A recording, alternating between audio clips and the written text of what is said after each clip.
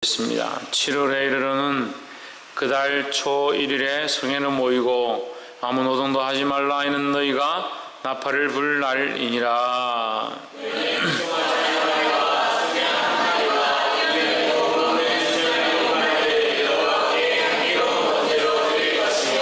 그 소재로는 고운 가루에 기름을 섞어서 쓰되 수송아지는 에바 10분지 3이요 수양에게는 에바 10분지 2요.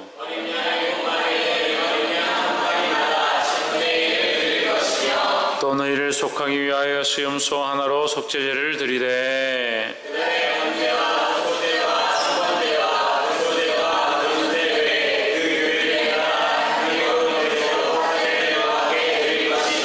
(7월 11일에는) 너희가 성회로 모일 것이요 마음을 괴롭게 하고 아무 노동도 하지 말 것이며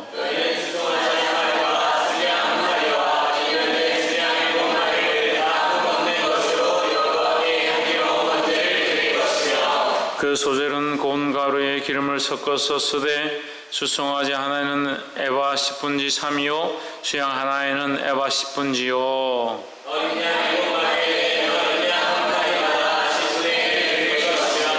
또 수염소 하나를 속죄제로 드릴 것이니 이는 속죄제와 상분제와 그 소제와 그 전제 외에니라.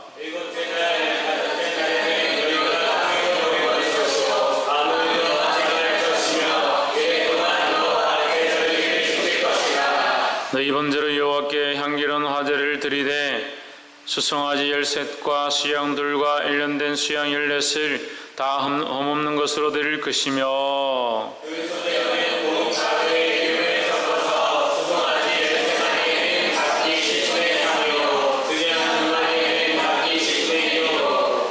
어린 양 14는 각기 에바 10분지 1을 드릴 것이며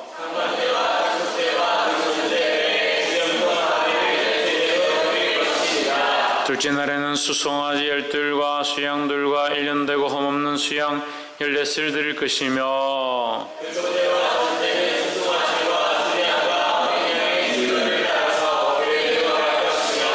또 수염소 하나를 속죄제로 드릴지니 상분제와 그 소제와 그 전제 외에니라.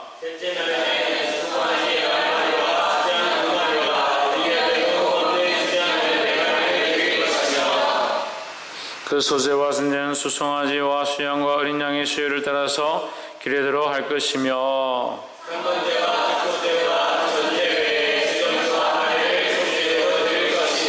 넷째 날에는 수송아지 10과 수양 2과 1년 되고 흠없는 수양 14을 드릴 것이며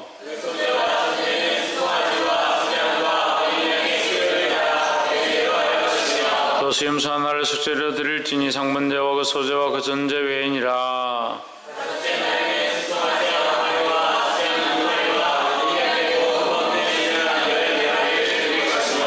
그 소제와 전제는 수송아지와 수양과 어린 양의 수요를 따라서 규례대로 할 것이며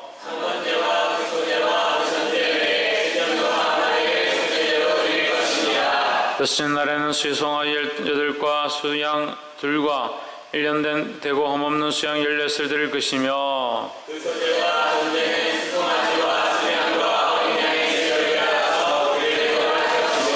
또 수염소 하나를 속죄제로 드릴지니 상분제와 그 소제와 그 전제 외에니라.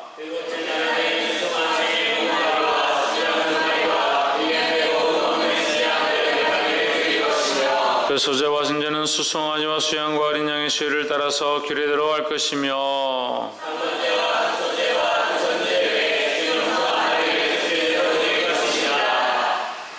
여덟째 날에는 거룩한 대회로 모일 것이요 아무 노동도 하지 말 것이며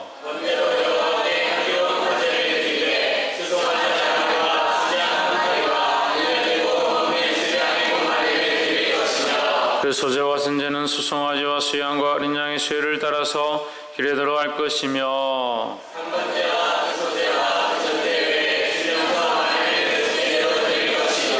너희가 이 절기를 당하거든 여호와께 이같이 드릴지니 이는 너희 서원제나 낙헌제 외에 번제, 소제, 전제, 화목제를 드릴 것이니라.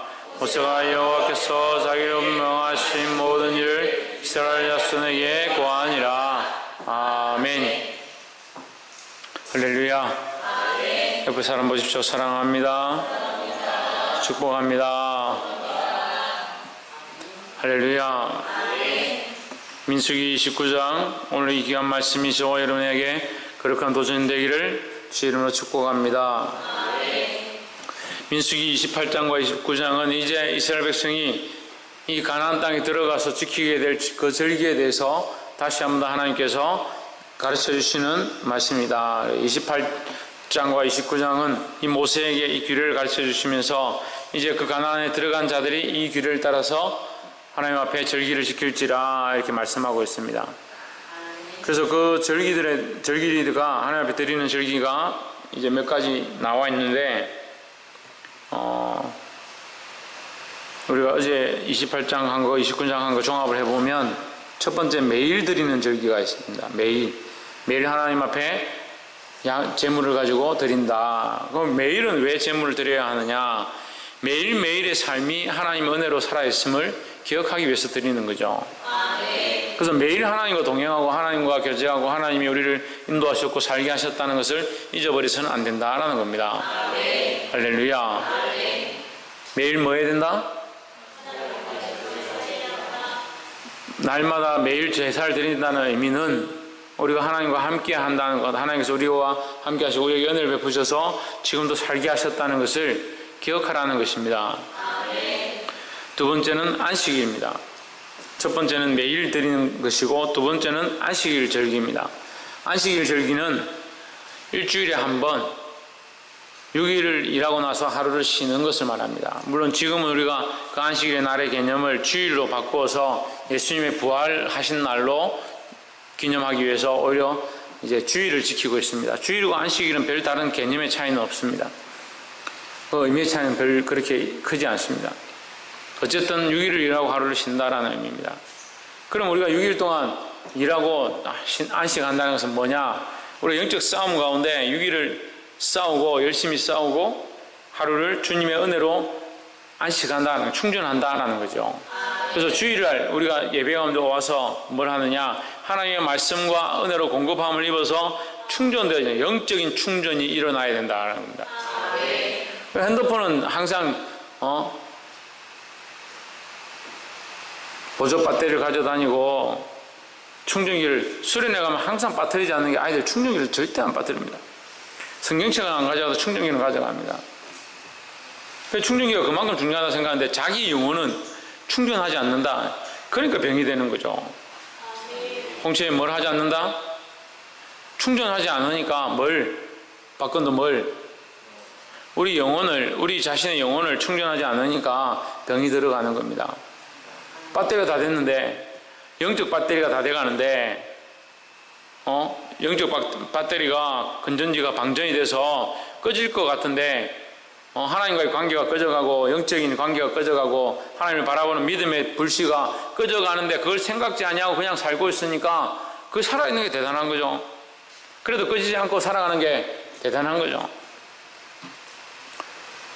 그래서 우리가 이 안식일을 지킨다는 것은 우리가 일주일 동안 영적 싸움을 싸우고 하나님께서 우리 일주일 동안 은혜를 베풀어 주셨음을 생각해서 주일에 와서 하나님께 감사하고 하나님께 다시 충전하는 것이다 하는 거죠. 그래서 주일 뭐가 있습니까? 주일날 그래서 뭐가 있습니까? 예배가 있죠. 예배를 통해서 하나님과 뭐 한다? 교제한다. 교제 가운데 뭐가 있다? 회복이 있고 그 영적 회복을 이제 우리가 쓰는 말로 충전함이 있다라는 것이죠.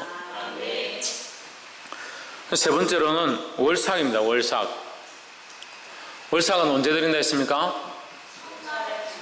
매월 첫날에 그것을 하나님 앞에 드린다고 했습니다. 매월 첫 번째 날에 하나님 앞에 감사의 제물을 드립니다.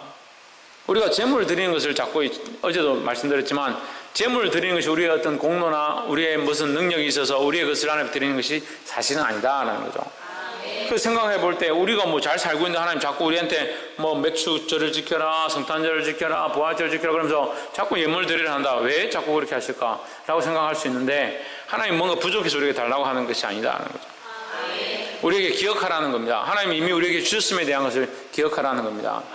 하나님의 은혜를 알고 사랑을 아는데 어떻게 하나님 앞에 감사하지 않느냐? 그건 믿음이 없는 거다. 믿음이 없으니까 감사하지 못한다는 거죠. 믿음이 없으니까 하나님이 주셨음을 기억지 않는 겁니다. 하나님이 주셨다고 생각지 않는 것이죠. 하나님이 우리에게 주셨음을, 우리에게 은혜를 이미 베푸셨음을, 옆에서 한번 보죠. 하나님께서 이미 우리에게 은혜를 주셨음을 잊지 맙시다. 하나님께서 이미 우리에게 은혜를 주셨음을 잊어버리면 안 된다는 거죠. 하나님 우리에게 은혜를 주셨기 때문에 우리가 살아있는 것이고, 은혜를 주셨기 때문에 우리가 이 예물을 하나님 앞에 드릴 수 있는 것이다. 그래서 이것은, 이 절기를 지키는 것은 하나님 앞에 은혜에 대한 감사의 표현들이다라는 거죠. 그래서 월삭을 드리는 것도 이 한 달을 하나님 우리를 지켜주십시오. 연초를 하나님 앞에 신년 예배를 드리는 것도 이 한 해를 하나님 지켜보호해 주십시오. 이렇게 하는 것이지만 실제는 뭐다? 실제는 뭐다? 하나님께서 우리가 베풀어 주신 은혜에 뭘 감사하는 것이? 천정민, 이미 베풀어 주신 하나님의 은혜. 김태현, 최원영,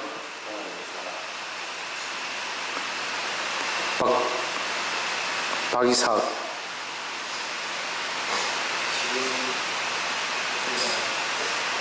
신년에 신년 감사를 하는 것, 그것은 올 한 해를 하나님 지켜주십시오 하는 것이지만, 지킬 것을 감사합니다 이렇게 하는 의미도 되지만, 지난 한 해 동안 하나님의 지켜주심을 감사합니다 의미가 있는 거죠. 월삭도 또한 뭡니까? 이제 이 한 달을 하나님의 뜻을 위하여 살기 원하고 하나님 인도하심을 입기 원합니다 라는 것이 되지만, 또한 반대로 뭡니까? 지난 한 달을 지키심을 감사합니다 하는 거죠. 지난달도 하나님의 은혜로 무사히 살아왔음을 감사합니다. 그래서 이 한 달도 주님이 지키시기를 원합니다 하는 겁니다. 네 번째로 무교절입니다. 무교절. 6월절과 무교절은 묶어서 드립니다. 6월절은 이스라엘 백성이 출애굽한 날을 기념해서 드리는 것입니다. 이 6월절은 영적인 어떤 의미가 있습니까? 구원의 의미가 있습니다. 예수 그리스도를 믿어서 구원받은 구원의 의미가 있다는 거죠. 예수 그리스도로 말미암아 우리가 죄에 포로되었던, 죄의 애굽에 사로잡혀 있던, 이 세상에 눌려있던 우리를 예수 그리스도의 은혜로 구원하셨다. 그의 피를 값주고 피로 덮으셔서 우리를 구원하셨다라는 거죠. 그것이 영적 6월절이다 하는 겁니다. 여호와 6월절 할 때 그 6월절은 그냥 우리가 찬양으로 부를 6월절이 아니라 하나님이 우리를 구원하신 은혜에 감사해서 불러야 한다라는 겁니다. 그러니까 그 6월절이 얼마나 놀랍고 은혜로운 시간인가 하는 거예요. 이스라엘 백성들은 6월절만 되면 너무 기뻐하는 겁니다. 근데 그 6월절 안에 뭘 집어넣느냐? 무교절이 함께 있는 겁니다. 무교절은 뭡니까? 무교전병을 먹으면서 그 고통과 그 포로되었던 그 압제의 시간들을 기억하는 겁니다. 그럼 왜 그것을 기억해야 합니까? 우리가 죽을 수밖에 없는 죄인이었다라는 것을 기억하라는 거죠. 우리 힘으로 아무것도 할 수 없었다. 하지만 하나님의 긍휼로, 하나님의 은혜로 우리가 지금 이렇게 해방되었다라는 거죠. 할렐루야.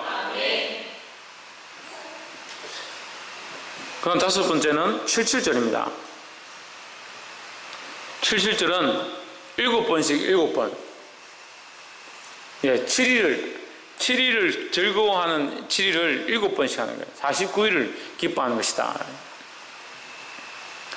이것은 안식에, 아까 얘기한 안식을 통해서 하나님 충전하고 하나님과 교제하는 그 시간들을 어떻게 한다? 7번 다 한다는 거죠. 그 하나님 안에 이 기쁨과 하나님과 교제하는 시간들이 영원하다는 거예요. 끝나지 않는 숫자, 7의 숫자를 넣어서 영원하다. 너희가 용서하는데 7번씩 7번 해라는 것은, 참되, 용서하되 7번씩 7번 하라는 것은 무한히 해라는 거죠. 아예 용서해 줘버리라는 거죠. 마찬가지로 하나님의 은혜 안에서 우리가 7일 동안 7일, 그 은혜의 7일 기쁨을 지키고 또 그것을 7번씩 하라는 것은 영원한 교제와 기쁨의 시간을 가진다는 겁니다. 이것은 뭘 상징합니까? 하나님 나라에서 하나님과 교제할 그 영원한 구원을 상징하는 겁니다. 그 하나님 나라에 들어가면 하나님과 영원히 즐거워하고 교제할 그 시간들을 기억하는 거예요. 우리 또한 이 땅에서 어떻게 하라고? 주님과 이 날마다 매일매일의 시간들이 합쳐져서 영원토록 변하지 않는 주님과 교제하는 저와 여러분의 삶이 되기를 주의 이름으로 축복합니다. 그 다음에 나팔절이 있습니다. 여섯 번째 나팔절. 나팔절은 구속하신 그리스도의 은혜를 기억하고 이 나팔을 부는 거죠. 우리가 구원받았다, 우리가 이제 천국 가게 되었다, 우리가 하나님 은혜로 대속함을 입었다라는 것을 표현하는 것이다 라는 거죠. 이스라엘 백성도 또한 이 나팔 소리를 들으면 그 절기를 지킨다. 이게 나팔절이라 합니다. 우리도 이 주님이 우리를 구원하셨다는 이 은혜를 잊어버리지 말고 외치는 자들이 되기를 소망합니다. 그 다음에 여덟 번째 맞죠? 일곱 번째, 속죄절을 지킨다.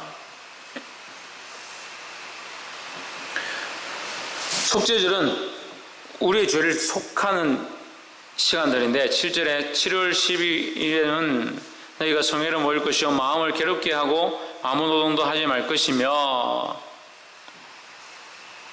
뭐합니까? 7절 일곱째 달 열흘날에는 너희가 성회를 모일 것이요 너희가 심령을 괴롭게 하며 심령을 왜 괴롭게 합니까? 심령을 왜 괴롭게 합니까? 죄를 회개하고 애통하는 마음으로 예배 하나님 앞에 제사로 나오는 거죠. 그래서 자기 죄를 기억하고 회개한다, 자기를 깨끗하게 한다는 거죠. 우리는 이 속죄일이 어떻게 해야 됩니까? 날마다 있습니다. 날마다 하나님 앞에 나아갈 때마다 날마다 정결함으로 나아가고 자기를 씻어야 된다는 겁니다. 심령을 새롭게 함으로 변화를 받아 하나님이 선하시고 기뻐하시고 온전한 뜻이 무엇인지 분별하라 라고 하시는 그 말씀을 기억해서 우리가 무엇을 새롭게 하느냐? 심령을 새롭게 하는 거예요. 뭘 새롭게 한다? 심령을 새롭게 한다. 왜 여기 보면 여기는 또 심령을 괴롭게 한다 되어 있죠. 왜 심령을 괴롭게 해야 합니까? 이 심령을 괴롭게 해야 합니까? 예? 내 마음이 괴롭지만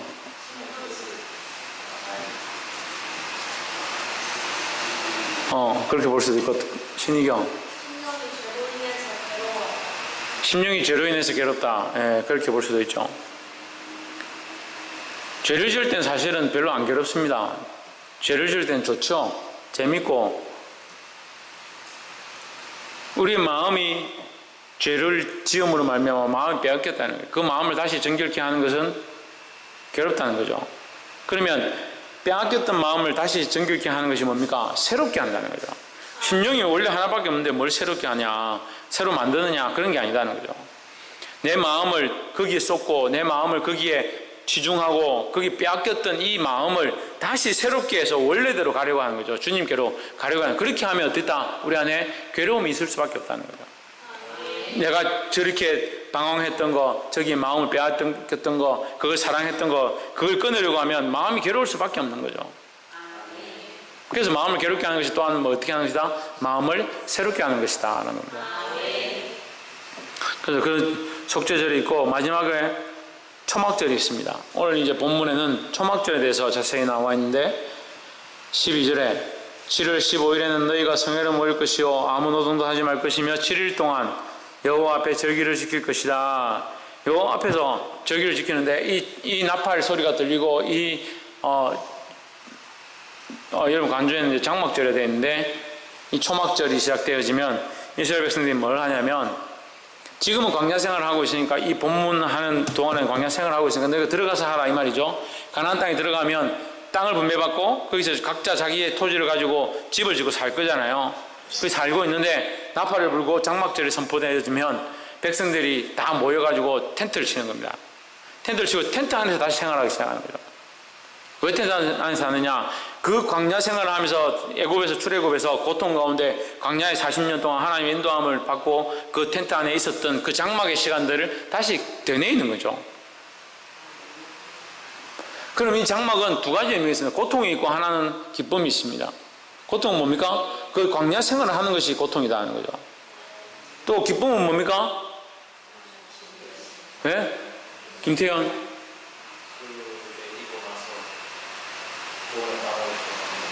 구원을 이미 얻은 것이다. 최원영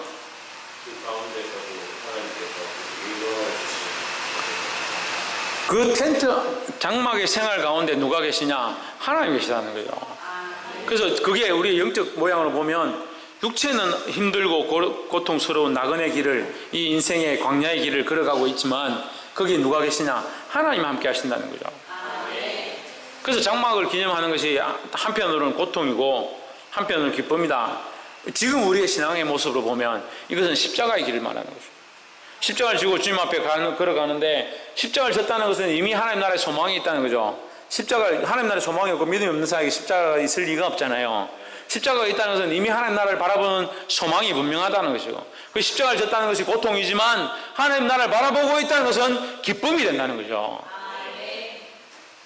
그러니까 이 고통과 기쁨이 함께하는 것이 초막절이다는 겁니다. 그래서 이것은, 이 초막절, 장막절은 무엇을 예표하느냐? 영원한 하나님 나라에 가서 하나님과 함께 교제할 그 텐트를 우리에게 상징적으로 보여주시는 겁니다. 그 천막과 초막, 장막 안에 누가 함께 하시고 하나님 거기 계시고 우리가 그 하나님을 마주보고 대하고 될 하나님 나라를 기억하게 되는 것입니다. 지성소가 그런 의미예요. 지성소 이제 회막을 치고 성막을 만들어서 지성소를 꾸미고 이렇게 하는 그 모양이 그냥 가죽을 가지고 그때 당시에 만들 수 있는 막대기와 가죽과 금으로 입혀서 이렇게 만들었지만, 그 만들어진 모양이 중요한 것이 아니라 실제로 그것은 뭘 의미한다? 하나님 나라에 들어가서 하나님과 교제할 모양들을 우리에게 상징해 준다는 거죠. 그래서 성경에 자꾸 껍데기를 보는 사람들이 많습니다. 껍데기를.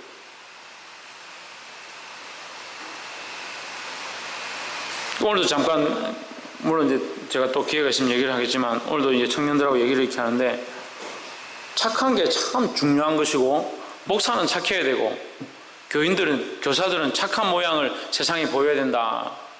예수님이 우리에게 착한 행실을 보이라고 했죠. 그죠? 세상에 착한 행실을 보이라 했죠. 그러니까, 그 선생님들도, 그 청년들도 착한 행실을 보이고 착한 것이 중요하다라는 생각들을 가지고 있더라고요. 근데 사랑하는 성도 여러분, 잘 생각해 보십시오. 착한 행실이 누구로부터 오는 겁니까? 예수 그리스도에게로부터 오는 겁니다. 나는 세상의 빛이다. 예수님이 세상의 빛인데, 예수님께서 우리에게 다시 뭐라고 말씀하십니까? 너희는 세상의 빛이다 하십니다. 그러면 우리가 세상의 빛이고 예수님은 우리를 닮아서 빛이 된 겁니까? 우리를 열심히 연구하고 배우다가 김태현이가 빛이니까 예수님이 열심히 보다 보니까 김태현이 닮아서 나도 빛이 내야지, 그렇게 된 겁니까? 이게 착각을 하고 있는 겁니다. 자기 기준과 자기 가치관으로 착한 행실을 하면 그 세상 사람들이 우리를 착하다고, 정말 온유하다고 그렇게 말할 것이다. 자기 교리로 누굴 바꾸냐? 예수님의 진리를 바꿔버리는 거예요. 심각한 착각을 하는 거죠. 우리가 누굴 닮아가야 되는데? 예수를 닮아가는 것이 착한 행실인 거예요. 하나님 우리를 착하다 인정해 주시고 그게 착한 행실입니다. 그럼 뭐하라고 세상에 욕먹으면서 예배드리러 나옵니까? 남들에게 손가락질 당하면서 신앙생활을 해야 합니까? 착한 행실 할 것 같으면. 착한 게 바른 기준이 아니에요. 우리의 기준은 오직 예수 그리스도라는 거예요. 우리의 장막집의 주인은 누구냐? 예수 그리스도입니다. 우리 육신을 장막이라는 거예요. 이래서 육신은 장막이라는 겁니다. 이제 영적 상징이 되는 거죠. 성경에 이제 신약으로 오면 사도 바울과 베드로를 통해서 육신을 장막집이다. 이 육신의 장막집이 무너지면 우리에게 영원한 장막집이 또 있다. 없는가 보네. 아멘 안 한 거 보니까. 있습니까? 이 육신의 장막집이 무너진다는 건 뭡니까? 이거 육신의 장막은 늙어지고 쇠하기 때문에 육신의 장막집은 늙어지고 없어질 것이고, 이것이 쇠하고 나면 영원한 하나님 나라의 장막집이 있다는 거죠. 근데 둘 다 공통점이 있습니다. 무슨 공통점이 있습니까? 하나님이 함께 하시는 거죠. 할렐루야. 하나님이 함께 하시는 거죠. 이스라엘 백성들이 광야 생활이 괴롭고 힘들었지만 한편으로 볼 때는 거기 하나님이 그들을 함께 하셨고 그들을 인도하셨고 그들 가운데 불기둥과 구름기둥으로 그의 인생을 책임지시고 만나와 메추라기로 먹게 하시고 모든 원수의 공격으로부터 그들을 40년 동안 하나님이 온전히 지켜주셨다는 거죠. 그러니까 거기에 한편으로 볼 땐 고통과 어려움과 괴로움이 있지만 한편으로 볼 때는 하나님 주실 그 영원한 나라의 약속을 바라보고 적과 꿀에 흐르는 가나안 땅을 바라보고 그들이 나아갈 수 있었다는 겁니다. 그러니까 우리도 또한 이 육신의 장막이 연약하고 힘들어서 재를 수 있기도 하고 잘못된 길로 가기도 하지만 우리가 하나님 나라를 바라보고 믿음으로 살면 하나님이 지금도 우리와 함께 하시고 영원한 하나님 나라에까지 우리와 함께 하셔서 우리를 인도하실 줄 믿습니다. 그래서 이 육신의 장막을 벗게 되고 영원한 장막집, 아름다운 장막집을 잊게 될 것들을 사모하는 저와 여러분 되기를 주의 이름으로 축복합니다. 기도하겠습니다. 다시 한 말씀을 기억